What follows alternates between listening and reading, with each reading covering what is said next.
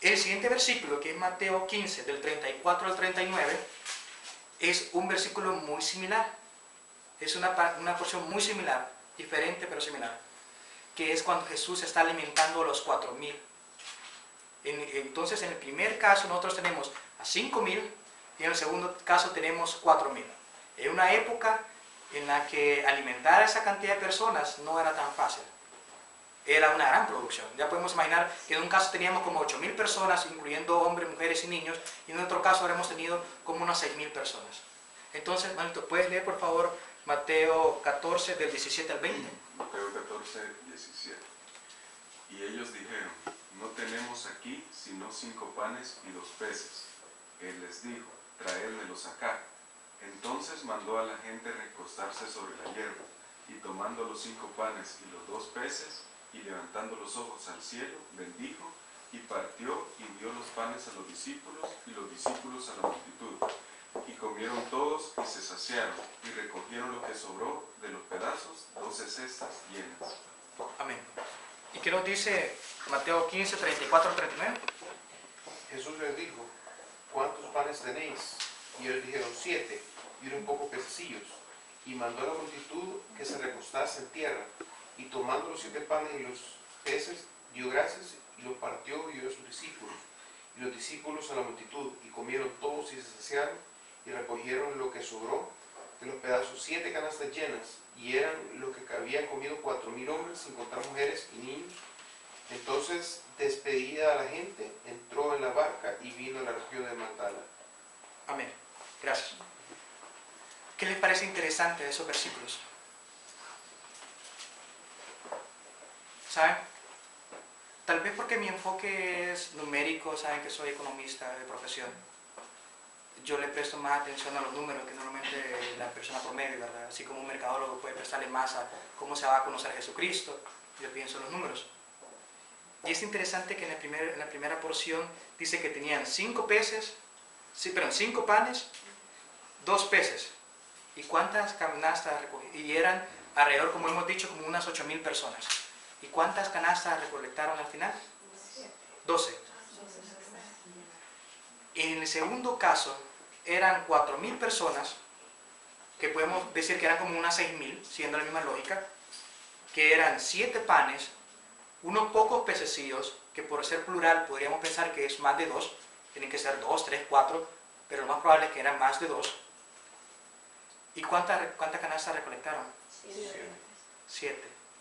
¿Cómo es posible que habiendo menos recursos, habiendo más necesidad, la provisión de Dios permitió que sobreabundara 12 canastas? Y en el segundo caso, que la necesidad era menor, que la provisión era mayor, sobraban 7 canastas. ¿Saben? Dios es soberano. Dios sabrá las razones por qué lo puso. Yo no lo sé. Pero sí creo que hay 2 lecciones importantes que podemos aprender de esto. La primera es que Dios desea que nosotros seamos partícipes. Señores, de un poquito así, que tal vez podría caber en mi mano, Él dio de comer a 8,000 personas. O sea, Él no necesitaba que tú le dieras los peces. Créemelo. No necesitaba que esa persona se lo diera. Pero Dios no desea hacer sus obras sin incluirte a ti. Por eso, ahí es donde vamos quitando nosotros ese pensamiento que nos hicieron, nuevamente para los que han crecido en la fe de hace muchos tiempos. Yo nací yo desde muy pequeño fui cristiano, fui el primero en familia, pero me enseñaron que el cristiano era ignorante, era una persona que solo tenía que agachar la cabeza y esperar de que el pan le cayera del cielo. Pero para que el pan cayera del cielo, el pueblo tuvo que caminar hacia el desierto, tuvo que haber acción. El pan no le iba a caer en Egipto, sino que ellos tuvieron que salir de la ciudad. Para que este milagro se diera, Dios, Jesucristo, hizo partícipe, y algunas personas dicen que son unos niños, un niño como el que le da los panes. Dios hizo partícipe a esos niños para que llevaran esos peces.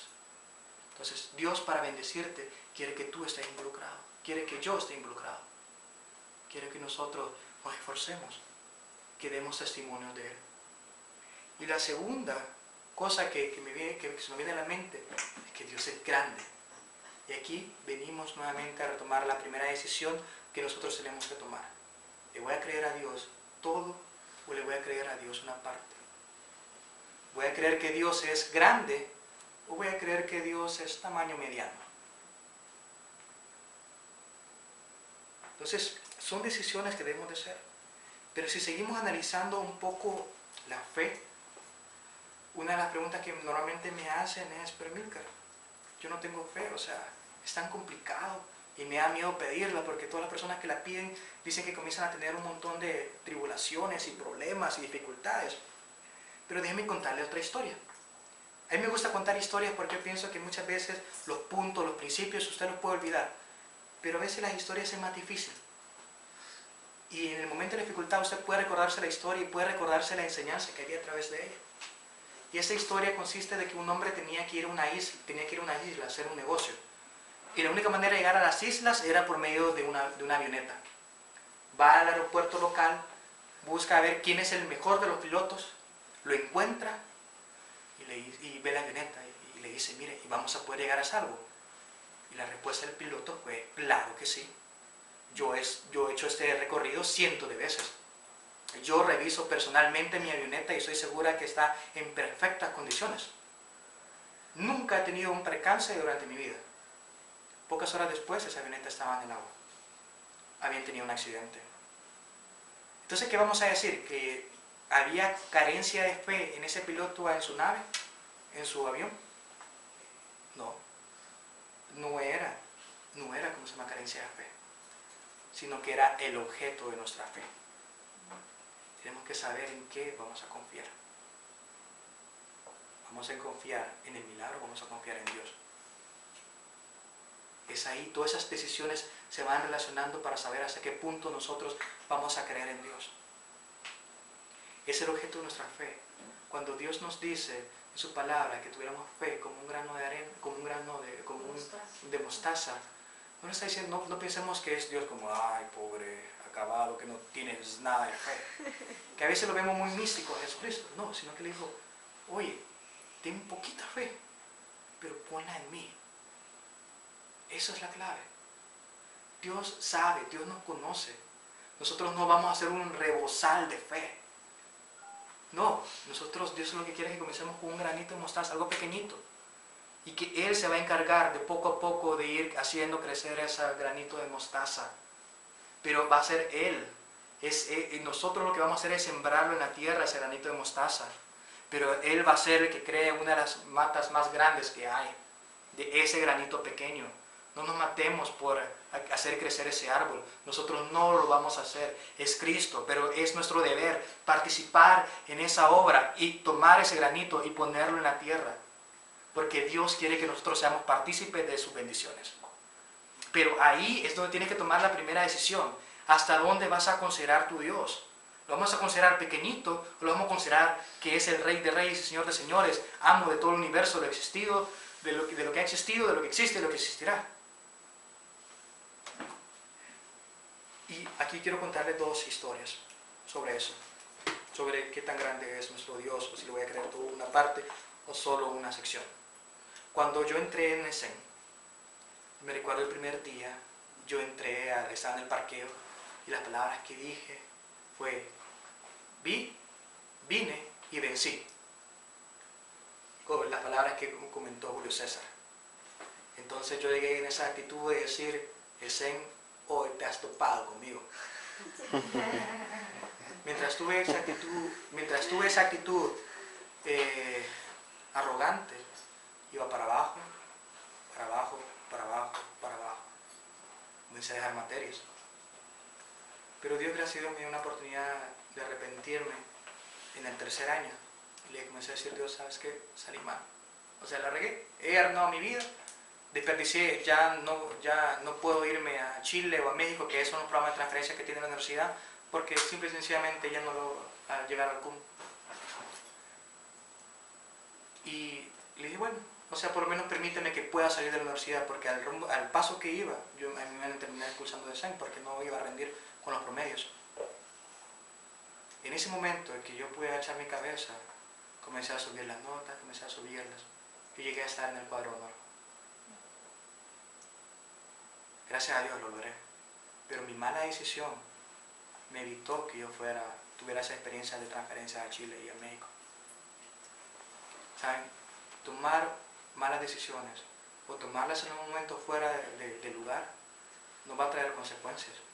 Dios me bendijo, sí. Me permitió terminar la universidad, sí. Me permitió terminar con buen promedio, sí. Pero perdí la oportunidad de viajar. Luego, otra historia para ese proceso de mi beca. Yo tuve que hacer el TOEFL. Tenía una fecha límite, tenía que hacerlo en octubre. Por las diversas responsabilidades que yo tenía en mi trabajo, yo no pude estudiar para ese examen. Y me tocó ir a Guatemala. Yo me recuerdo que en la mañana antes de hacer el examen, en la mañana, 1 hora antes del examen, solo me incliné y le dije, Dios, por favor, ayúdame, o sea, de plano necesito sacar un buen promedio. Y me fui y pasé el examen muy bien. Luego venía el GMAT, que es el examen, el TOEFL es el examen de inglés, el GMAT es el examen como de matemática y lenguaje. Estudié, y mis amigos lo saben. Tanto que me separé mucho y no venía a algunas casas de oración y todo, y estuve estudiando. Llegué a donde estaba la administradora del examen y le digo, ¿cuál es la nota más alta que usted ha visto de un estudiante? He visto como un 720. Ok, ya vamos a hablar, le digo. 4 horas después, había obtenido un resultado promedio. Luego, con pena, yo hablé a mis consejeros en Estados Unidos, en El Salvador, y les pedí una segunda oportunidad. La tenía en enero. Pues en esa ocasión yo estudié 3 veces más duro. Me esforcé y dije, hoy sí.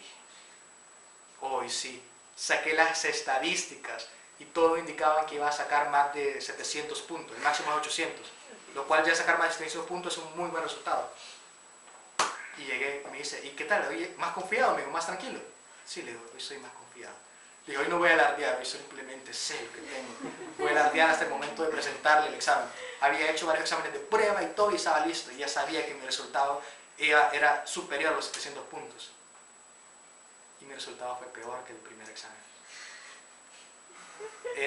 Y como es un examen de tendencia, en lugar de ser positivo, era negativo, porque indicaba que yo no tenía la capacidad de soportar el estrés y condiciones, o sea, que había yo dificultado mi aplicación a las universidades y corría el riesgo de perder mi vida por esos resultados, porque realmente fueron bajos. Y el segundo fue muy bajo.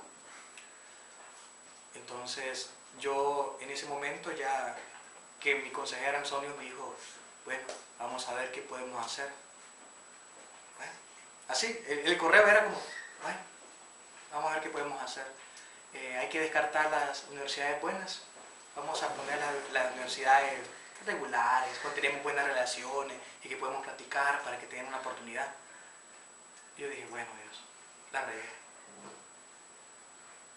Yo le dije, Dios, o sea, hágase tu voluntad.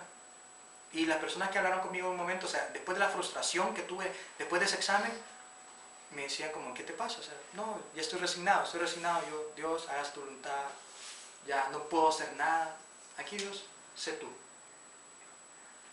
Resulta que al final, para no contarles toda la historia, se las corto, aceptó Purdue, una de las mejores universidades de planeación estratégica, y me dio el 100% de la beca. A quien antes, a quien 2 meses anteriormente, le habían dicho que ya no podía aplicar a esas universidades porque estaban demasiado allá de lo que yo había aplicado. Entonces, ¿saben? Darle su lugar a Dios o creer en Dios consiste en saber darle su lugar. ¿Es Él el soberano o soy yo el soberano de mi vida? No sé si le servirá a usted, pero por lo menos cada vez que yo he tratado de ponerme soberano en mi vida, me ha ido mal.